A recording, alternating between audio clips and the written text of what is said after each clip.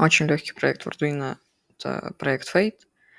Он открывается так же, как и все в Arduino IDE в первом пункте. Вы копируете код из него и вставляете в сайт-симулятор. Я обычно использую Вокви, но вы можете использовать и настоящие компоненты. И также ссылку из кода советую открыть, потому что там будет сама схема и комплектующие, которые нужны. Потом выбираете, открываете Scratch и замещаете код. Там будут некоторые значения, такие как яркость, задержка между миганием. Из этого можно сделать там гирлянды всякие, либо просто переливающие цвета. Некоторые компоненты в Вокфе могут быть больше, чем они в жизни, но это нормально, это ошибка просто симулятора, и над этим не нужно волноваться.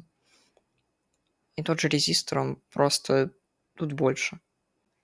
Весь код тут интуитивно понятен. То есть вот этот наш светодиод — это вывод всех команд, и он настраивается всеми командами в коде.